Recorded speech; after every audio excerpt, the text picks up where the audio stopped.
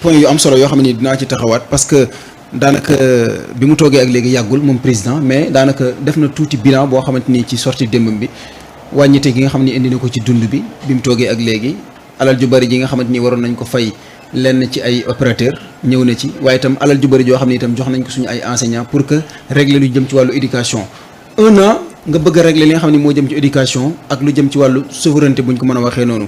jàpp nga ne bilan bu dal xel la. ah c'est-à-dire que li may jàpp sax man. c'est-à-dire que du ma jàpp de damay poser wu question.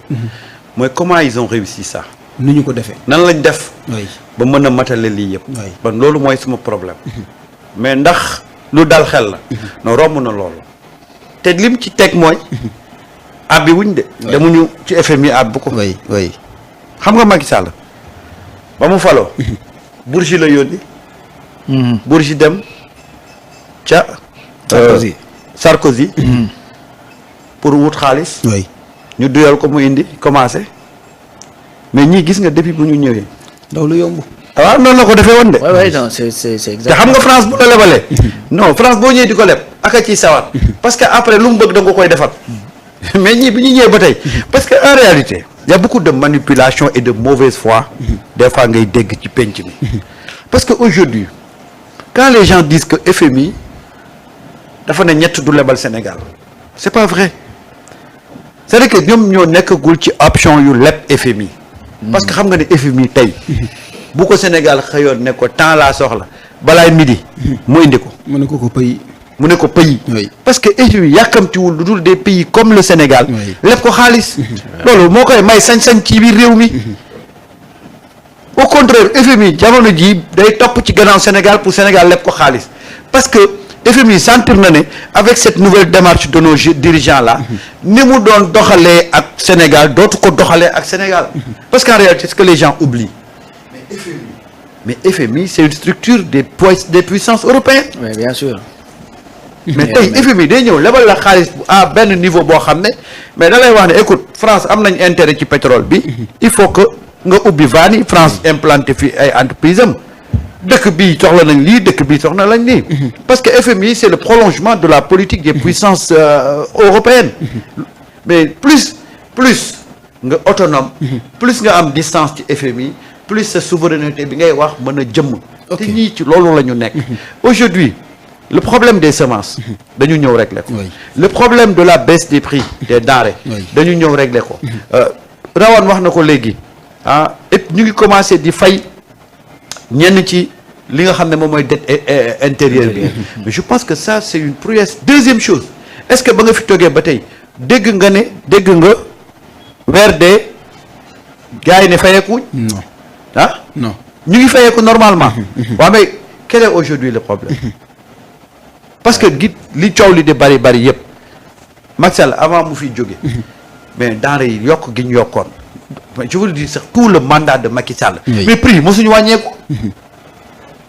mosuñu wàññeeku courant bi mosul wàññeeku ñun ñi nga xam ne ñooy consommer oyofal mën nañ la ko wax c'est-à-dire que ñun Sénégal dafa am loo xam ne dañu ko tàmmaloon dañu tàmmoon di jël des mesures impopulaires man nga jàngal ma nu ñuy nappee moo gën nga may jën chaque jour gis nga tey bu fekkoon nit ñi dañu nekk ci dans une campagne toujours de séduction bu ñu ñëwee xam nañ fi ñuy jaar ba wàññi courant bi mais wàññi bi du romb ñaari weer te gis nga bu ñëwaatee yokk bi dañ koy doubler c'est-à-dire que yow li nga économiser woon yëpp dañ koy raasaatuwaat nous on n'a pas besoin de mesures populaires nous ce qu'on a besoin c'est de mesures durables ok tout à fait. Sénégal yi foofu la ñu toll ok mais gis nga wàññi courant wàññi denrées yi mooy exercice bi gën a yomb ci doxalinu état mais ba kañ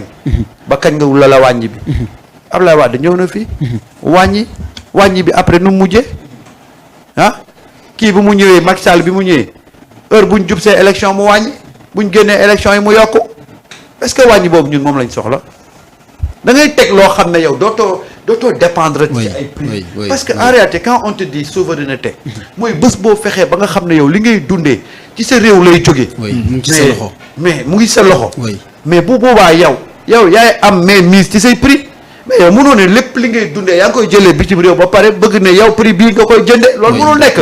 C'est-à-dire que si on ne règle pas cette question de souveraineté alimentaire là ñun on ne peut pas fixer nos prix yi du dépendre ci ñun yow meew bi ngay dëkkee bitim réew lay jóge mais bu ñu xëyee waa bitim réew yokk ko yow nay def ah boo ko yokkee dépendrewul ci yow bitim réew ñoo ko yokk yow nga yokk ko moo tax gis nga souveraineté bi dafa am sens c'est-à-dire que dañu bëgg a won ne li ñu leen tàmmaloon bu élection di jub si pour vous séduire politiquement ñu ne leen wàññi nañ ceeb wàññi nañ diwlin loolu c'est pas la solution mooy bu ngeen demee ba nga xam ne lu ci bari ci li ngeen di dundee yéen a koy produire bu boobaa vous aurez une mainmise si seen prix yu bari yoo xam ne dañ doon cher dootuñu cherati te loolu moom foofu la ñu war a jëm mais depuis 1960 les présidents yi fi jaar yëpp les régimes dañ doon jouer ñun ci loolu et je vais vous dire une chose contrairement à ce que beaucoup de gens pensent aujourd'hui les Sénégalais sont prêts à serrer la ceinture pour ces histoires de bouffe là bien sûr ñun dañoo foog ne ñun suñu préoccupation yëpp ça tourne autour de la bouffe non pourtant politique nga la bëgg itam politique bu yàgg bi da ñoom ba léegi dañoo jàpp que ne sénégalais bi moom bool rek moo ko yitteel. en réalité. oui parce que même kuy critiquer da ngay dégg mu naan la na wàññi dund bi. mais parce que loolu lañ. foofu nit ñi dañoo xiif. foofu lañ ñu réduire te pourtant demande wu sénégalais yi bu doon foofu la nekk. c'est ça jàpp naa ne bu doon demande wu sénégalais yi foofu la nekk li fi nekkoon lañ doon continuer. c'est-à-dire que ñun on a toujours nous montré que. oui vous êtes là pour manger. ok c'est ça. te am na yeneen soxla. non c'est-à-dire que. oui. c'est-à-dire que da ngay lekk pour dund. oui mais dundoo pour lekk. oui. c'est important da ngay lekk pour dund. c'est que loolu xeeb nu ma koy tuddee xeeb sénégalais yi ak xeeb aspiration sénégalais. voilà c'est-à-dire que da ngay lekk pour dund. mais nekkoo ci dund gi rek pour lekk. am nga yeneen préoccupation mais suñu régime yi dañoo mos a ñëw gëmloo ñu ne yéen. seen problème lekk la rek. lekk la rek. ok lekk la rek mais pendant depuis 1960 ñu ngi lekk. tey à l'arrivée fan la ñu feeñ ah fu mu ñu féetee. te gis nga depuis 2012. jusqu'à 2024. oui. les Sénégalais ne se préoccupaient plus de la bouffe. oui. parce que dañ ne ñun li ñuy xeex. bés bu antoo dootuñu amati problème bu bouffe mais yeneen préoccupation la ñuy am. te ci dynamique boobu lañ nekk tey. c'est-à-dire que dem ba nga xam ne bouffe gaa day bokk ci suñu quotidien mais dootul nekkati priorité ci suñu quotidien. ok. loolu nag li koy indi. mooy cette politique là que les gens sont en train de mettre en œuvre. ok tant que rawaan wax na ko. contrairement ak yàqkat yi li ñuy wax naan comme le Sénégal est devenu un pays boo xam ne investisseurs yi dañ koy daw. c'est pas vrai. c'est absolument faux. c'est-à-dire que y a des gens man je peux pas comprendre nga dëkk ci kër gi. bëgg kër gi tàkk. man cet esprit là mënut a comprendre. ñenn ñi quoi. c'est-à-dire que on peut ne pas s'aimer. loolu dafay am mais pas au point que boo toogee ma toog li may ñaan yàlla mooy Sénégal Sunugal 24 màbb. oui. maa ngi yow mun nañ bañ a bëggante. loolu am problème. oui. mais li ñu bokk muy Sunugal 24. na fi des dañu war a bokk liñ ci bëgg. mooy mu fexe ba jëm kaw. mais bañante ba nga xam ne tey bu ma sañoon yow boo commencé émission. courant coupé. wala micro bi damm. mais ça c'est quel citoyen. oui. ci sa intérêt bopp rek. mais il faut que les gens arrêtent. c'est-à-dire que aujourd'hui nous sommes dans une dynamique boo xam ne. war nañ ko ku ci nekk di sénégalais da nga ko war a encourager. ok mooy dañu am ñoo xam ne tey dañu ñëw ne ñun. il faut que ñu régler ce problème du Sénégal là bi nga xam ne moo fi am depuis 1965. ok li koy régler nag mooy des mauvais choix politiques. nañu jël mauvais choix politiques yooyu ñu xool léegi ay choix politiques yu pertinents yoo xam ne bu ñu ko tegee dafay nekk parce que gis nga Sénégal tey wax nga ko sànq. dañu nekk ci benn tournant boo xam ne. yàlla xam na ne buñ ko ratee. la ñu daloon ci Mamadou Dia moo ñuy dalaat. Mamadou Dia lam ñu proposé woon. ñu sàggan ba sànni ko fële moo ñu indil après 50 ans ñu nekk ci situation bi tey nag on a eu la chance d'avoir pas un Mamadou Dia mais des Mamadou Dia tey na la wóor ne li ñuy teg nii suñu ci ñëwee 50 ans après le Sénégal sera comme ça un pays boo xam ne extraordinaire waaye buñ ko ratee il nous faut 50 ans maintenant pour amaat espoir na ñun danañu développer il s'agit de ça c'est-à-dire que on doit se départir des considérations politiques. gis nga politique dafa am moment bu ñu demee ci élection on peut se donner des invectives mais gis nga bu ñu passé élection li war a animer chaque citoyen mooy ku ci nekk boo xëyee nan ngay def pour que yow à ton niveau nga faire avancer le Sénégal d'un pas. loolu mooy tax Sénégal ñu dem ba benn moment boo xam ne di nga gis Sénégal dans son ensemble Sénégal yëpp ay bouger te moi je pense que aujourd'hui la population qui est le maillon important de ça comprendre na si fi gars yi jëm te ñu ngi leen di fekk si foofu parce que yëg nañ seen bopp ci mais bañ a yëg seen bopp ça va défilé man dama doon couvrir défilé mais engouement populaire bi am ren ci défilé bi gëj na am bi Ablaye Wade di doog a falu parce que sénégalais bu ñu àndut ak régime dafa am ci ay mbir yuñ koy wone ay moment lu ñu seetaan RTS benn la ci lu ñu seetaan message à la nation bu assemblée di voter loi ba am njëriñ sénégalais duñ ci xuus duñ ci dugal défilé sénégalais duñu seetaan duñu ñëw mais gis nga bés boo gisee sénégalais yi di seetaan RTS di seetaan message à la nation di suivre assemblée nationale di xool défilé jàppal ne population bi mu ngi ànd ak yow boo demee ba gisatoo ko nag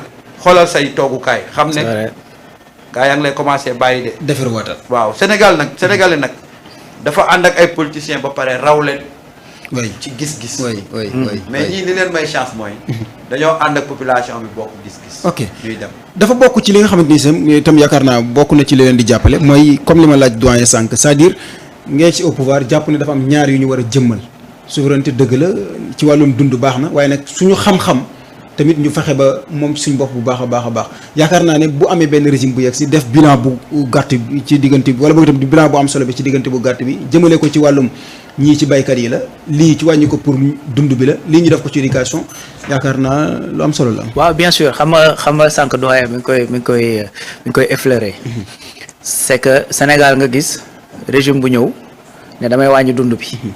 am ay sénégalais yu taxaw ne ko non daa teel. waaw. xam nga ne ko non fu mu toll nii bu ngeen ko defee tamit da ngeen koy def ci précipitation. te mën naa indi yeneen i problème daa teel. bàyyi la ba ci nga xam ne sénégalais yi comprendre c'est-à-dire les sénégalais ont compris. c'est-à-dire ñi ëpp ci ñun. bëgguñu def pour def. déedéet c'est-à-dire dañuy def dans la durabilité dans la continuité. loo xamante ne tey parce que gis nga fii maanaam ñun ñii ñuy woowee ay jeunes. koo ci fëggoon tey yor na soxnaam yor peut-être ñaari doom yi ndaw. ñooñu noonu de préoccupation bi ñu am jéggi na ñoom seen i jëmmi bopp. actuellement ñi ngi ci dans la perspective maanaam suñu xale yooyu bu ñu màggee. ndax dañuy fekk condition ñun yi ñu écloré. wala ñoom dinañ am condition yu gën a tane. n'est-ce pas c'est que gars yi ci foofu lañ ne. léegi nag daf ci bari ñoo xamante ni tey aujourd'hui loolu da leen fee bàyyi. ñoom nekkuñu à la page. mais tey le Sénégalais. la plupart des Sénégalais tey da ngay dem au fin fond du Sénégal nga fekk fa par exemple koo xamante ni mi ngi ci këram nekk ci néegu ñaxam di xëy gàddu ileeram dem ci toolam maanaam boo ko waxee tolluwaay réew mi li mu ciy xam yow mën nga koo bañ a xam parce que lii moo tax y a le téléphone et ñi nga xamante ni mooy les nouvelles autorités yi fi nekk ce qu'ils ont réussi c'est que ils ont démocratisé la communication institutionnelle tey muy ministre yi ni ñuy génnee tey un Cheikh Tidiane Dièye bu la mën a takk répondre effectivement à un post Facebook pour régler un problème boo xamante ni c'est un problème concret un problème qui existe fuite d'eau donc loolu dafay wane cette accessibilité et cette démocratisation de la communication institutionnelle loolu day tax baal ma démb rek am na benn responsable Pastef bu ma ko wax c'est ça fu ñu leen woo ci plateau yéen waa Pastef dem leen pour yéen la du pour ñun. très bien parce que fii ni ñu defee information bi jamono bii dafa yegg ci ki ngay invité député la ki nga invité maire Pastef la bu ñëwul la mu war a wax Samba Ndiaye bi bu toogee wax lu ko raw. parce que ëpp ko information. non c'est ça c'est que moo tax fu ñu leen woo wax naa leen ko fu ñu leen woo ñëw leen. loolu la léegi de ce fait pour revenir à la question. mooy ci côté comme li nga wax noonu économie beeg et cetera. tey boo xoolee. maanaam géej gi da nga naan toog tout le temps géej gi nañ fi fii bi Ousmane Sonko demee ci géej gi di lay wax ne danañ dem ba bu ngeen deful ndànk jën yi da ngeen koy maye. kañ nga gëj a toog dégg un pêcheur bu génn di ñaxtu. parce que en réalité tey ñun li ñu am ci ndox. amuñu ko ci suuf. Sénégal 192 kilomètres la su ma juumul. 192 700 ah. su ma juumul. 192 000 moom c'est sûr. donc kilomètre carré. maanaam li nga am ci géej gi. moo ko ëpp fukki junni yoon parce que on a 700 kilomètres de côte. nga jël ko jox ko Union européenne ñu koy exploiter pour 10 milliards. oh là là. n'est-ce pas. bi ñu ñëwee c'est-à-dire loolu rek. maanaam doyoon na daanaka bilan. nga arrêté loolu aujourd'hui man pas plus tard que il y a deux 3 jours maa ngi waxtaan ak suma benn xarit bu nekk Kayar question bi ma ko njëkk a posé nu ngeen def ak jën yi foofu mu ne waaw fan yii moom alhamdulilah n'est-ce pas nga jógee ci loolu nga dem ci baykat yi lépp luy det bu ñu leen ameel ci 4 ans yi nga fay ko Sonacos taala toutes ses usines diversifier sa production nga jóge ci loolu nga dem ci enseignants yi nga xamante ni ñooy yor effectivement ñoo si yow sa projet doomu aadama projet humain bi nga bëgg Sénégal mel ko ñoo ko yor nga fekk ci ñoo xamante ni depuis des années ñi ngi daw ci effectivement sur ci ñi régulariser leen mooy les décisionnaires nga réglé leen xam nga jóge foofu nga ñëw par exemple ci hydrocarbures gaz bi nga xamante ni effectivement 30 MFCF nga fa doon am nga dem renégocier ko ba nga mën a am 150 MFCF à la place de 30 nga xamante ni ces 150 là mën na laa permettre nga am plus de 1300 mégawatts ci courant donc yaa ngi régler sa loolu léegi yow boo xoolee boo jàngatee loolu da ngay gis ne énergie bi maanaam jéego bu am solo pour être autonome agriculture bi jéego yu am solo pour être autonome ci enseignement bi pareil mais loolu boo ko combiné doxal ko fii ak 10 ans 15 ans ci kanam mais saa yi réew mi bu changé wul nag ñu xam ni effectivement y a problème xëy na peut-être dañoo bind ci jëwu Sénégal que ni Sénégal moom du dox mais effectivement loolu boo ko gisee te nga objectif nag wax dëgg fa yàlla war ngaa mën a gëm ni gars yi bu ñu poursuivre ci lancé bi ñu nekk yëf yi mën naa dox mën naa changer ok voilà parfois ñu doon